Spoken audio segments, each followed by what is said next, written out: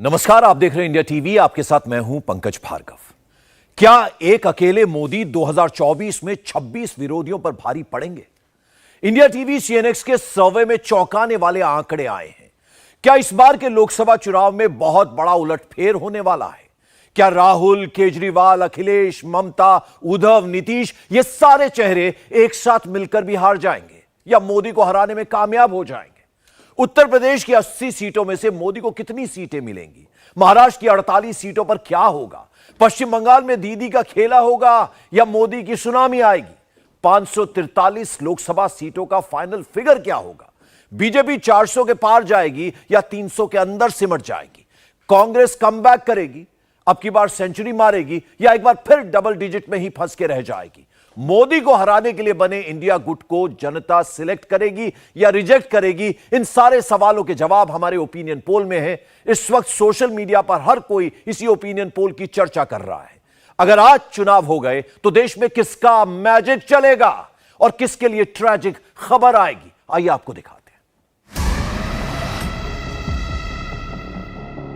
2024 में एनडीए की सरकार या इंडिया की सरकार, सबसे साइंटिफिक सर्वे में क्या पता चला है? 24 में मोदी ही प्रधानमंत्री बनेंगे या इंडिया गुट का चेहरा पीएम की कुर्सी पर बैठेगा? सबसे बड़े सैंपल साइज वाले ओपिनियन पोल में कौन सी भविष्यवाणी हुई है? उत्तर प्रदेश की 80 सीटों में से मोदी को कितनी सीटें मिलेंगी? विरोधी कितनी सीटों पर सिमटेंगे? महाराष्ट्र की 48 सीटों पर मोदी का कमाल दिखेगा या इंडिया गुट भारी पड़ेगा? बंगाल की 42 सीटों पर दीदी का खेला होगा या मोदी का मैजिक चलेगा? कर्नाटक, जहां कांग्रेस की सरकार है, वहां की 28 सीटों पर 19 रिपीट होगा या 24 में बड़ा उलटफेर होगा? बिहार, दिल्ली, पंजाब, राजस्थान, मध्य प्रदेश, छत्तीसगढ़, तमिलनाडु, तेलंगाना, आंध्र प्रदेश, पूर्वोत्तर, इन सभी राज्यों की तस्वीर सामने आ चुकी है। अगर आज चुनाव हुए तो इन राज्यों की 265 लोकसभा सीटों पर एनडीए को 144, इंडिया को 85 और अन्य को 36 सीटें मिल सकती हैं। यानी 543 में से 265 सीटों पर क्या होगा, अंदाजा लग गया है। मगर यक्ष प्रश्न यह है कि अगर आज चुनाव हो गए तो बाकी बची 278 सीटों पर क्या होगा? 543 सीटों का फाइनल फिगर क्या होगा? इंडिया टीवी सीएनएक्स के फाइनल ओपिनियन पोल में आपको सब पता चलेगा। 2024 की लड़ाई में इधर अकेले मोदी है, उधर दर्जन भर से ज्यादा विरोधी हैं। राहुल हैं, ममता हैं, केजरीवाल हैं, नीतीश हैं, स्टालिन हैं। मोदी ने हाल फिलहाल में डंके की चोट पर कहा है, एक बार नहीं कई बार कहा है, 2024 में इंडिया नहीं एनडीए की ही वापसी होगी। ट्रैक रिकॉर्ड के आधार पर मैं कह रहा हूं, तीसरे टर्म में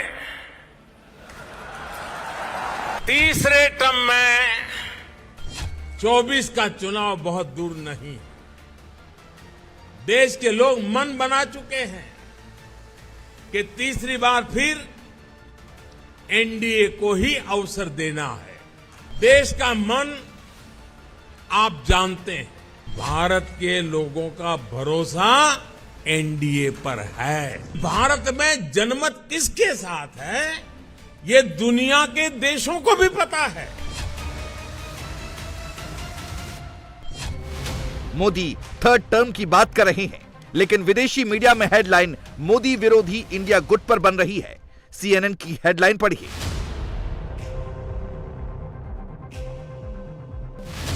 वॉशिंगटन पोस्ट में मोदी विरोधियों की कौन सी फोटो छपी, क्या कैची हेडलाइन दी? स्क्रीनशॉट आपके सामने है।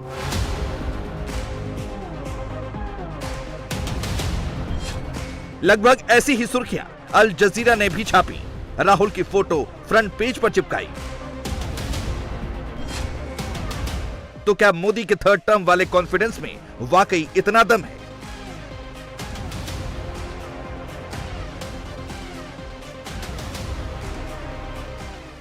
या फिर अब की बार सही मायनों में विरोधी खेमा ही नंबर 1 है? कांग्रेस सपोर्टर्स की टाइमलाइन पर जाने पर पता चलता है आएगा तो राहुल ही।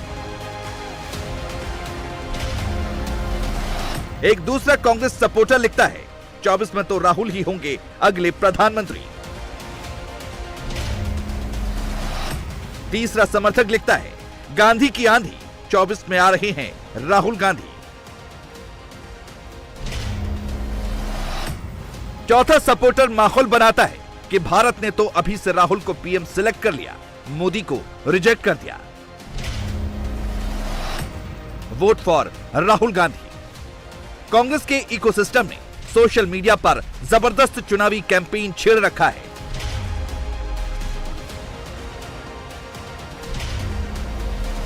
और तो और कांग्रेस से जुड़े हैंडल्स ने तो ट्विटर पर अपना खुद का ऑनलाइन सर्वे लॉन्च कर दिया है। कांग्रेस 2024 की फाइट को मोदी वर्सेस राहुल करना चाहती है, लेकिन मजेदार बात यह है कि इंडिया वाले गुट में अंदर खाने ही फाइट शुरू हो चुकी है, पोस्टर वॉर शुरू है। इसे उदाहरण से समझिए। कांग्रेस समर्थित हैंडल्स की प्रोफाइल पिक में एक ही विकल्प कांग्रेस कांग्रेस कांग्रेस के साथ राहुल दिखते हैं। कांग्रेस के अकाउंट्स इंडिया वाला जो नक्शा जारी करते हैं उसमें राहुल को सबसे ऊपर दिखाते हैं, बाकियों को नीचे फिट करते हैं। उधर जेडीयू पोस्टर जारी करके राहुल, ममता, केजरीवाल सबको हटा के नीतीश बाबू को प्रमोट करने लगती है। टीएमसी से जुड़े लोग जो पोस्टर जारी करते हैं उसमें दीदी को सबसे ऊपर रखते हैं, बाकी सबको नीचे खिसका देते हैं। सवाल यह है कि जो विरोधी अभी तक ये नहीं तय कर पाए कि 24 में उनका चेहरा कौन होगा, राहुल होंगे या ममता होंगी, नीतीश होंगे या कोई और होगा, वो मोर्चा अगर सिर्फ पोस्टर ही बनाएगा तो मोदी को टक्कर कैसे दे पाएगा। विरोधी खेमे में मची इस खींचतान का असर अब दिखने लगा है और अगर आज चुनाव हो गए तो मोदी की वापसी का रास्ता काफी हद तक क्लियर दिख रहा है। यह समझने के लिए आपको इंडिया टीवी सीएनएक्स के फाइनल ओपिनियन पोल का डेटा देखना होगा। सबसे पहले गुजरात की बात करते हैं, यानी वो राज्य जिसकी पहचान नरेंद्र मोदी से है, जो मोदी को 100 में से 100 नंबर देता है। एक बार नहीं बल्कि 2 बार से मोदी ने गुजरात की 26 में से 26 सीटें जीती हैं। अगर आज चुनाव हो गए तो क्या होगा? 26 में से कितनी सीटें बीजेपी जीतेगी? कांग्रेस कितने में गुजारा करेगी? चलिए पहले इसका जवाब आपको देते हैं। आज के हालात क्या कहते हैं? गुजरात क्या एक बार फिर से नरेंद्र मोदी पर यकीन करेगा या कांग्रेस और आम आदमी पार्टी का गठबंधन अगर गुजरात में भी बने तो क्लिक कर जाएगा?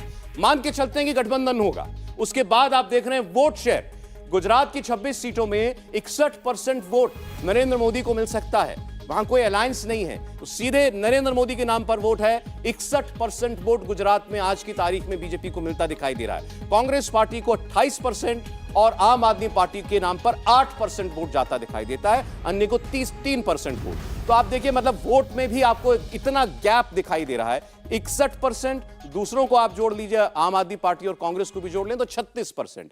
इतना गैप दोनों के बीच में बना हुआ है अभी भी। गुजरात में सीटों में अगर आप ट्रांसलेट करेंगे वोट को, तो क्या एक सीट भी इंडिया अलायंस या विपक्ष बीजेपी से छीन पाने की परिस्थिति में है? 26 की 26 सीटें एक बार फिर पूरी तरह बीजेपी की ओर जाती हुई हमें दिखाई दे रही हैं। यह है गुजरात का आज का ओपिनियन। गुजरात का ओपिनियन पोल यह कहता है कांग्रेस और आम आदमी पार्टी का खाता नहीं खुलने जा रहा।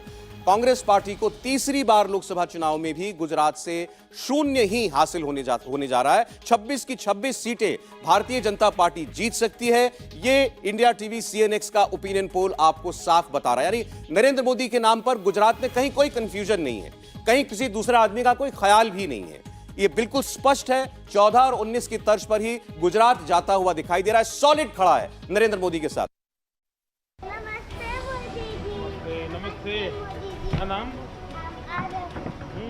गुजरात ने पिछले विधानसभा चुनाव में भी मोदी को जी भर कर वोट दिया और ओपिनियन पोल से लग रहा है कि 24 में भी मोदी के फेवर में गुजरात बम्पर वोटिंग कर सकता है। तो क्या गुजरात वाला पैटर्न दक्षिण के राज्य कर्नाटक में भी रिपीट हो सकता है? कर्नाटक की 28 लोकसभा सीटों में से 2019 में बीजेपी ने 25 सीटें जीती थी। ऐसे में सवाल यह है कि अगर आज चुनाव हो गए तो कर्नाटक के वोटर्स बीजेपी के खाते में कितनी सीटें डालेंगे? कर्नाटक से अभी अभी मोदी को झटका लगा है। कांग्रेस ने दमदार वापसी की है। 24 के लिए साथ आए इंडिया गुट ने पटना के बाद अपनी ऑल इंपॉर्टेंट मीटिंग भी इसी लोकेशन पर की है। मोदी को हटाने की कसम खाई है।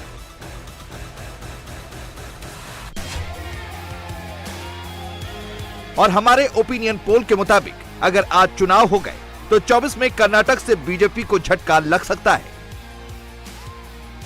19 में 25 सीटें जीतने वाली बीजेपी को नुकसान हो सकता है। तो आइए सीधे हम आपके सामने कर्नाटक का ओपिनियन पोल रखते हैं लोकसभा चुनाव के नजरिए से। कर्नाटक की 28 सीटों में से आप देखें वोट प्रतिशत, बीजेपी को 47% वोट मिलता हमें दिखाई देता है, कांग्रेस पार्टी को 40% वोट मिल सकता है, जेडीएस को 9% और अन्य को 4%। तो ये तीनों पार्टियां अलग अलग अगर चुनाव लड़ें, क्योंकि अभी तक जेडीएस का ग्रुप साफ नहीं है, तो ये वोट प्रतिशत आपको दिखाई देगा। और इसको आप सीटों में ट्रांसलेट कीजिए। मैं पहले आपको बता देता हूं 2019 क्या था। 28 सीटें टोटल कर्नाटक में, बीजेपी के पास 25 सीटें थी, एक उसकी सहयोगी की सीट थी, यानी 26 सीटें भारतीय जनता पार्टी प्लस के पास थी और 2 सीटें ऑपोजिशन के पास थी। क्या ऑपोजिशन बढ़ रहा है? सर्वे बताता है कर्नाटक में आज लोकसभा चुनाव हो तो भारतीय जनता पार्टी को 20 सीटें मिल सकती हैं। 20 सीटें भारतीय जनता पार्टी कर्नाटक में जीत सकती है, यानी 19 के मुकाबले 5 कम। कांग्रेस पार्टी 7 सीटें यहां पर हमें निकालती हुई दिखाई दे रही है। 7 सीटें कांग्रेस पार्टी को जा सकती हैं और 1 सीट जेडीएस को मिलती हुई दिखाई दे रही। तो कांग्रेस पार्टी को यहां मुनाफा होता हुआ दिखाई दे रहा है। बीजेपी -5, कांग्रेस +6 और जेडीएस भी +1 आपको दिखाई दे रहा है। अन्य की सीट यहां से घट रही है। तो इस लिहाज से आप देखें तो ओवरऑल एनडीए की टैली में कुछ नुकसान कर्नाटक से होता हुआ यहां पर स्पष्ट हमको दिखाई देता है। बीजेपी को 5 सीटों का और एनडीए को कहें तो 6 सीटों का नुकसान होता हुआ यहां पर कर्नाटक से दिखाई दे रहा है। पॉलिटिकल अलायंस के न्यू एरा में जिस एक राज्य ने मोदी को सबसे ज्यादा टेंशन दिया है वो है महाराष्ट्र। अजीत पवार की शिफ्टिंग के बाद क्या हुआ? क्या महाराष्ट्र में बैलेंस मोदी की तरफ झुका या मामला कुछ और है? क्या शरद पवार, उद्धव ठाकरे और कांग्रेस की कंबाइंड फोर्स अभी भी मोदी को चैलेंज दे सकती है? 19 के लोकसभा चुनाव में महाराष्ट्र की 48 सीटों में से अकेले बीजेपी को अपने दम पर 23 सीटें मिली थी। शिवसेना को 18 सीटें मिली थी। उस वक्त महाराष्ट्र में एनडीए की टोटल टैली थी 41 सीट। तब शिवसेना एनडीए का हिस्सा थी। मगर फिर उद्धव ठाकरे ने कांग्रेस एनसीपी गुट को ज्वाइन कर लिया, महाअघाड़ी सरकार बना ली। बाद में शिवसेना में भी दो फाड़ हो गया और अब एनसीपी भी टूट गई। शिंदे गुट और अजीत पवार कैंप अब मोदी के साथ है। अगर आज चुनाव हुए तो क्या इन तीनों का साथ आना महाराष्ट्र की 48 लोकसभा सीटों पर बड़ा उलटफेर करेगा? क्या इस राज्य से मोदी के नंबर्स और ज्यादा बढ़ेंगे? जवाब महाराष्ट्र के ओपिनियन पोल में है। 48 सीटों वाला राज्य है, 80 सीटों वाले यूपी के बाद देश का सबसे बड़ा राज्य, इसलिए इंपॉर्टेंट है इतना महाराष्ट्र। 32% वोट बीजेपी को, शिवसेना जो शिंदे गुट है उसको 7% वोट, इसको आप एनडीए में काउंट कीजिए। एनसीपी का अजीत पवार वाला धड़ा, उसमें 5% वोट, उसको भी आप इधर काउंट कीजिए, यानी 12 और 32, ये 44% वोट एनडीए का बनता है। दूसरी ओर कांग्रेस पार्टी को 16% वोट, उद्धव ठाकरे की पार्टी को 16% वोट, शरद पवार साहब के पास जो धड़ा बचा एनसीपी का उसको 13% वोट और अन्य को 11% वोट। तो यहां मामला बड़ा कांटे का है, टक्कर का है। बल्कि इनफैक्ट आप देखें तो इंडिया अलायंस का वोट एनडीए से 1% ज्यादा है। 44% वोट महाराष्ट्र में एनडीए को मिलता हुआ दिखता है और इंडिया अलायंस को 45% वोट मिलता हुआ दिखाई दे रहा है। और अब आपको हम सीधे सीटें बताते हैं कि ये वोट सीटों में कैसे जाता हुआ हमें दिखाई दे रहा है। 48 में से क्या है ट्रेंड सीटों का? बीजेपी को 20 सीटें मिल सकती हैं। यहां पर बीजेपी 20 सीटें जीत सकती है महाराष्ट्र में आज की परिस्थिति में। शिवसेना शिंदे गुट को 2 सीटें मिलती हुई दिखाई देती हैं। एनसीपी अजीत पवार को 2 सीटें मिलती हुई दिखाई देती हैं, यानी कुल मिलाकर के 24 सीटें, 48 में से 24 सीटें एनडीए जीत सकता है। और दूसरी ओर आप देखिए कांग्रेस पार्टी को 9, उद्धव ठाकरे की पार्टी को 11 सीटें और 4 सीटें शरद पवार फैक्शन को मिल सकती हैं। तो वहां भी 24, बिल्कुल कांटे का मुकाबला, बिल्कुल बराबरी का मुकाबला महाराष्ट्र में इस वक्त जो सर्वे हमने किया उसमें दिखाई देता है। वोट परसेंटेज में 44%, 45% और सीटों में 24 सीटें एनडीए और इंडिया अलायंस को मिलती हुई हमें दिखाई दे रही हैं। अब इसकी तुलना 19 से करना बहुत जरूरी है। तो आप देखिए, अगर एनडीए की हम बात करें, एनडीए में शिवसेना और बीजेपी थे। 25 सीटों पर बीजेपी लड़ी थी, 23 जीती थी। शिवसेना ने 23 लड़ी थी, 18 जीती थी, तो यानी 41 सीटें थी। 41 से घटकर एनडीए 24 पर आ रहा है इस बार। और दूसरी ओर अगर आप इंडिया अलायंस की बात करते हैं तो उनके लिए तो इस बार बम्पर है। अगर अलायंस की शक्ल में देखें, यानी उद्धव ठाकरे को अपने दम पर अब चुनाव लड़ेंगे पार्टी टूटने के बाद, तब भी अच्छी खासी सीटें मिल रही हैं। और शरद पवार के साथ भी ऐसा लगता है भी कि एनसीपी का जो वोटर था उसका सेंटिमेंट अभी भी शरद पवार के साथ काफी हद तक जुड़ा हुआ है। तो यह महाराष्ट्र की तस्वीर आपको दिखाई दे रही है। बीजेपी की अपने दम पर हम बात करें तो 3 सीटों का नुकसान बीजेपी को यहां हो सकता है। अलायंस में जो नुकसान है उससे अलग, सिर्फ अपनी बीजेपी की सीटें महाराष्ट्र में 2019 की तुलना में 3 कम हो सकती हैं। गोवा में 2 लोकसभा सीटें हैं। पिछली बार कांग्रेस और बीजेपी दोनों को यहां से एक-एक सीट मिली थी। अगर आज चुनाव हो गए तो नतीजा यही रहेगा, या दोनों में से कोई एक क्लीन स्वीप करेगा। ओपिनियन पोल से पिक्चर क्लियर हो जाएगी। अगला राज्य आपके सामने रख रहा हूं, छोटा राज्य है लेकिन 2 सीटों वाला राज्य गोवा। गोवा की 2 सीटें अभी आप वोट शेयर में देखिए जरा, किस ओर झुकता हुआ दिख रहा है गोवा की जनता का मन। 56% वोट बीजेपी को मिल सकता है गोवा में। कांग्रेस पार्टी को 35% वोट मिलता दिखाई दे रहा है आज। आम आदमी पार्टी गोवा के अंदर कदम रख चुकी है, 5% वोट आम आदमी पार्टी को भी जाता दिख रहा है, अन्य को 4% वोट। एक सीट कांग्रेस के पास थी पिछली बार, 1-1 का आंकड़ा था, और बीजेपी वो सीट छीन रही है कांग्रेस से। अगला राज्य पश्चिम बंगाल है, यानी ममता बनर्जी का गढ़। ममता ने बंगाल के विधानसभा चुनाव में जबरदस्त खेला किया था और 24 में मोदी को कुर्सी से हटाने के लिए ही वो इंडिया गठबंधन का हिस्सा बनी है। खुद पब्लिकली ऐलान कर चुकी हैं कि 24 में मोदी को हराकर ही दम लेंगी। अगर ये मोदी सरकार आएगा तो लोकतंत्र नहीं रहेगा, अगर ये बीजेपी गवर्नमेंट आएगा तो जनता नहीं रहेगा, कोई डेमोक्रेसी नहीं रहेगा, कोई माँ बहन का इज्जत नहीं रहेगा। उसको फेंक दो, उसको फेंक दो, तब आपको शांति मिलेगा। हम कुर्सी नहीं चाहते हैं, हम शांति चाहते हैं। वो देश को बचाने जाता है, हम देश को रक्षा करने चाहते हैं। India, let India win,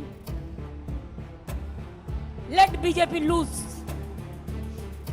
Hindustan, Bharat जीतेगा और मोदी हारेगा और भाजपा हारेगा।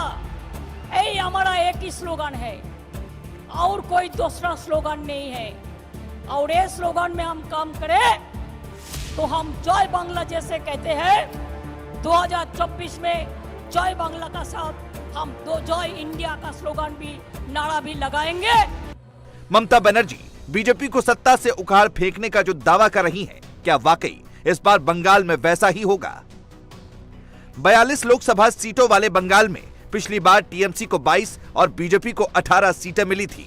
2 सीट कांग्रेस ने जीती थी, यानी फाइट मोदी और दीदी के बीच ही थी। अगर आज चुनाव हो गए तो क्या बंगाल में ऐसी ही क्लोज फाइट दिखाई देगी, या फिर कोई एक पार्टी बड़ा उलटफेर करेगी? दीदी का खेल चलेगा या मोदी का मैजिक बोलेगा? ओपिनियन पोल क्या हिंट दे रहा है, आपको दिखाते हैं।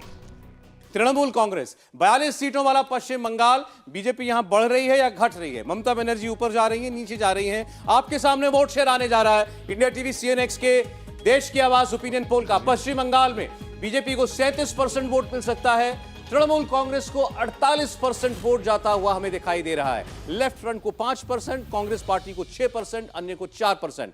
यहां हम ये मान के चल रहे हैं कि ये अलायंस हो रहा है, मतलब तृणमूल, लेफ्ट और कांग्रेस का वोट शेयर जुड़ रहा है। उस परिस्थिति में अगर आप देखेंगे तो एक बहुत फॉर्मिडेबल कॉम्बिनेशन दिखाई देता है और तृणमूल कांग्रेस अपने ही दम पर 48% वोट हासिल करती हुई हमें दिखाई दे रही है।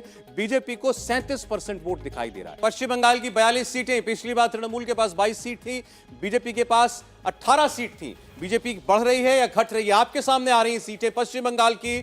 ओपिनियन पोल के मुताबिक तृणमूल कांग्रेस एक लंबी छलांग लगाते हुए 22 से 29 पर पहुंचती दिखाई दे रही है। बीजेपी को 6 सीटों का नुकसान बंगाल में हो सकता है, 12 पर आकर सिमट सकता है बीजेपी का आंकड़ा। लोकसभा चुनाव अगर आज हो जाए पश्चिम बंगाल में तो 12 सीटें बीजेपी जीतेगी। 2019 में 18 सीटें जीतने वाली पार्टी को 6 सीटों का नुकसान, और दूसरी ओर कांग्रेस पार्टी को भी 1 सीट का नुकसान। 2 सीटें कांग्रेस के पास थी, वो 1 सीट पर आ सकती है। अब 2 और राज्यों पर ध्यान दीजिए। पहला है 21 सीटों वाला ओडिशा। 19 के चुनाव में ओडिशा से बीजेडी को 12 और बीजेपी को 8 सीट मिली थी, 1 सीट कांग्रेस को मिली थी। नवीन पटनायक की बीजेडी एनडीए गुट में नहीं है, मगर जरूरत पड़ने पर मोदी का साथ देने से भी पीछे नहीं हटी है। यानी नवीन बाबू गैर बीजेपी हैं, लेकिन मोदी विरोधी नहीं। अब ऐसे में सवाल यह है कि अगर आज चुनाव हुए तो ओडिशा की पिक्चर कैसी होगी? जवाब देखिए। अब मैं आपके सामने उड़ीसा का सर्वे रखने जा रहा हूं। 21 सीटों वाला राज्य है और इन 21 सीटों के अंदर भारतीय जनता पार्टी 2019 से बेहतर कर रही है या नहीं। पहले वोट शेयर 41% वोट भाजपा को और बीजेडी को यानी नवीन पटनायक की पार्टी को 45% वोट, तो काफी नजदीक भाजपा पहुंचते हुए बीजेडी के। कांग्रेस पार्टी को 11% वोट, अन्य को 3, 41 भाजपा 45% बीजेडी।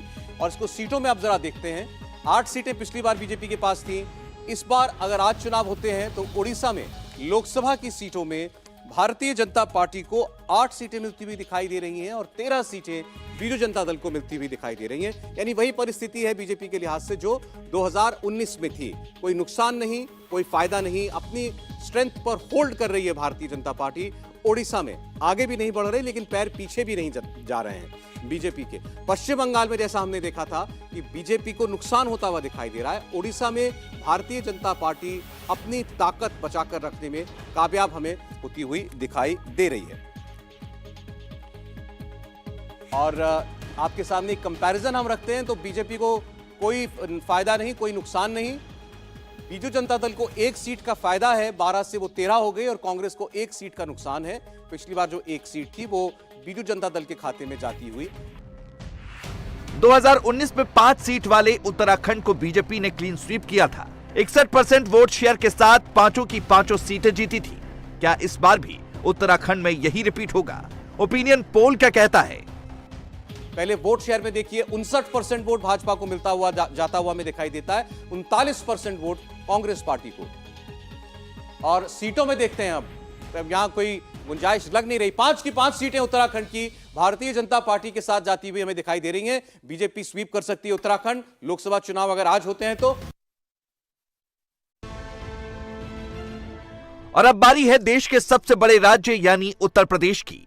2019 में मोदी और योगी की जोड़ी ने यूपी में कमाल कर दिया था।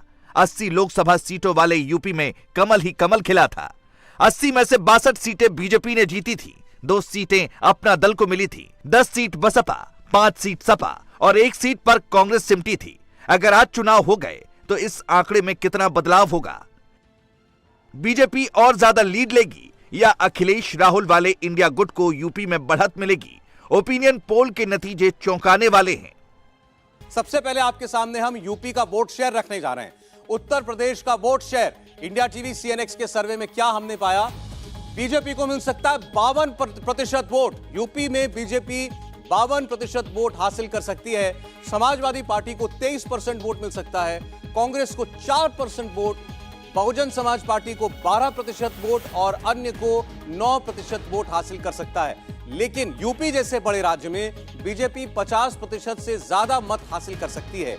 जो नरेंद्र मोदी ने लक्ष्य दिया है अपनी पार्टी को कि सभी सीटों पर भाजपा इस बार 50% से ज्यादा वोट हासिल करे, तो यूपी में कम से कम वो 50% का टारगेट हासिल करती हुई भारतीय जनता पार्टी हमें दिखाई दे रही है। तो 70 पर बीजेपी पहुंचती दिखाई दे रही है। सबका मानना यह था कि 14 से 19 के तो ऊपर जाना ही चाहिए भाजपा को। जो 62 सीटें 19 में मिली थी उसमें 8 सीटें जोड़ सकती है भाजपा, 70 अपनी जीत सकती है उत्तर प्रदेश में। समाजवादी पार्टी 4 सीटें, कांग्रेस पार्टी 2 सीटें। इसमें 1 सीट किस बात को मानते हुए कि अगर राहुल गांधी अमेठी से लड़ते हैं तो वहां से उनको जनता वापसी करा सकती है। अपना दल की 2 सीट है और सुभाषपा की 1 सीट है, आरएलडी की इसमें 1 सीट है।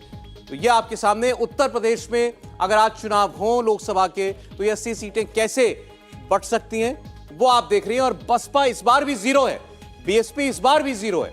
समाजवादी पार्टी 5 सीटों पर है, घटकर 4 पर आ गई। बहुजन समाज पार्टी के 10 सांसद थे 2019 में, एक भी सांसद इस बार जीतने की हमें उम्मीद दिखाई नहीं दे रही है। तो ये बीएसपी के लिए बहुत बड़ा मैसेज है। सपा और कांग्रेस के लिए मैसेज ये है, उनके साथ आरएलडी भी है कि एक साथ मिलने के बावजूद इस वक्त उत्तर प्रदेश में कोई जोर गठबंधन का चलता हुआ दिखाई नहीं दे रहा है। और बीजेपी अपने दम पर 70 सीटें और अलायंस के साथ 73 सीटें जीतने में सक्षम हमें इस वक्त दिखाई दे रही है। 73 ये ठीक 2014 वाला आंकड़ा है। 2014 में 73 सीटें यूपी में जीती थी भारतीय जनता पार्टी ने, 71 उस वक्त उसकी अपनी थी, इस बार 70। एक सीट साथी की ओर जुड़ गई, वो साथी भी एक और जुड़ा है, वो है ओम प्रकाश राजभर। यानी एक तरफ वो खेमा है जो अभी भी पोस्टर ही बना रहा है, मोदी लोकतंत्र से खेल रहे हैं वाला झूठा नैरेटिव ही दिखा रहा है। इंडिया गुट में एक नहीं, पीएम के लिए कई दावेदार हैं, कई चेहरे हैं, यही कहानी सुना रहा है। हम पे तो इतनी चॉइस है। आपको महिला प्रधानमंत्री चाहिए तो महिला प्रधानमंत्री आपको मिलेगी, आपको बुजुर्ग प्रधानमंत्री चाहिए तो बुजुर्ग प्रधानमंत्री मिलेंगे, आपको नए प्रधानमंत्री चाहिए तो नए प्रधानमंत्री बनेंगे। क्या चाहिए आपको बताओ? वैसे नाम बता। और बीजेपी में कोई चॉइस नहीं है, सोचो आप। आपकी तरफ से बीजेपी में क्या चॉइस? बीजेपी में कोई ऑप्शन हो तो बताओ। हम पे तो कितने ऑप्शन है। जबकि ओपिनियन पोल बता रहा है कि अगर आज चुनाव हो गए तो 2024 में सबसे बड़ा चेहरा भी मोदी है, सबसे बड़ा सियासी फैक्टर भी मोदी है, और ओपिनियन पोल के मुताबिक 2024 में विनर भी नरेंद्र मोदी ही है।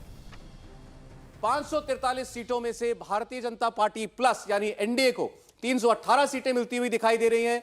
ओवरऑल गठबंधन को, इंडिया अलायंस को 175 सीटें, अन्य को 50 सीटें, यानी भारतीय जनता पार्टी अपने सहयोगी दलों के साथ 318 पर जाती हुई हमें दिखाई दे रही है। एनडीए 300 के पार साफ जाता हुआ दिखाई दे रहा है। आज की परिस्थिति में भाजपा 290 सीटें जीतने की हालत में हमें दिखाई देती है।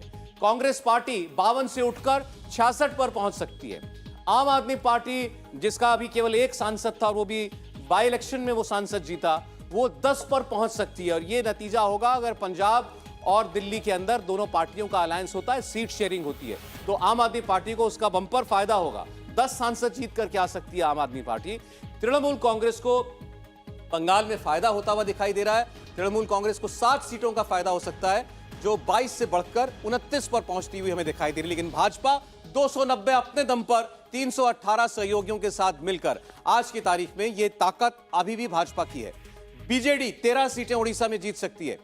शिवसेना की ये जो शिंदे गुट है उसकी हम बात कर रहे हैं, 2 सीटें जीतने की परिस्थिति में इतनी ताकत भर उनकी दिखाई हमें दे रही है।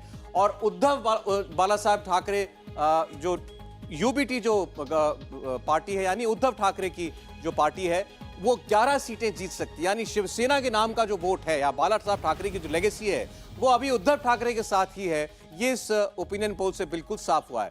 सपा 5 से घटकर 4 पर आकर हमें रुकती हुई दिखाई दे रही है, तो सपा को भी नुकसान। आरजेडी का ग्राफ देखिए, 7 सीटें, तो आरजेडी तो 2019 से फायदे में ही है। एक भी सीट, एक भी सांसद नहीं चुनकर के आया था आरजेडी का, आज 7 सांसद जीत सकते हैं। जेडीयू को भारी भरकम नुकसान, जेडीयू 7 पर पहुंचती हुई हमें दिखाई दे रही है। पिछली बार अलायंस के साथ, बीजेपी के साथ मिली थी, बहुत ज्यादा सीटें जीती थी, आज बार 7 सीटें जीत सकती है। एआईएडीएमके 8 सीटों पर अपना खाता खोल सकती है। ये 7 सीटों का फायदा एआईएडीएमके के लिए होगा।